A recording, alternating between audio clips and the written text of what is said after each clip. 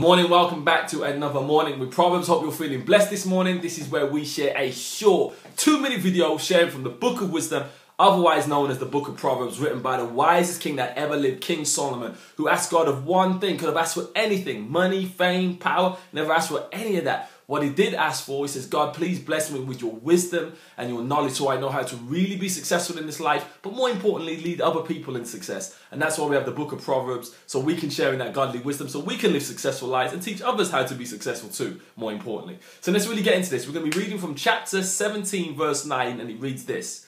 He who covers over an offence promotes love, but whoever repeats the matter separates close friends. Understand this. I don't care what relationship you're in. I don't care if you're married. I don't care if you've got kids. I don't care if you've got business relationships, friend relationships, family relationships. Sooner or later, okay, you are going to cause an offense to them and upset them somehow. Even not I'm saying maliciously, but somehow you will upset them. And guess what? They will upset you because we are imperfect people, okay, trying to live perfect relationships. Okay, so what will happen is there will be at times where there will be fractions. And the only way that you can still bring that relationship close together and not separate, what Solomon says, is that you've got to cover the offense. And the only way you can cover the offense is with love. Because the Bible says that, love has no records of wrong. Like someone does something wrong, you go, right, do you know what, I forgive you, bam, let's move on, all right?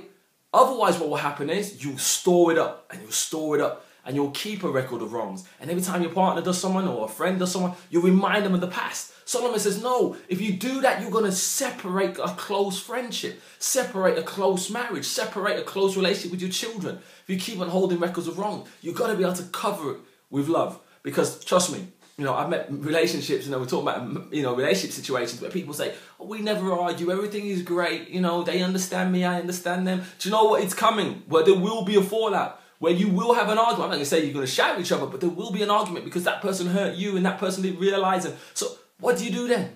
When the romance is gone and there's a bad moment, you're having a moment of clash, what do you do then? You've got to say to yourself, if I want this relationship to grow to the next level, I've got to have forgiveness. I've got to be able to cover it over, and say, well, I'm going to forgive you. Why? Because I love you.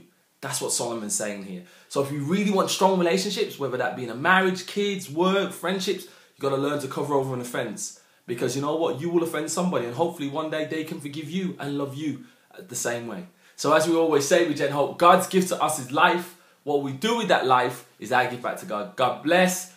And as we always say, go out there and be blessed. But most importantly, be a blessing. God bless you. Bye-bye.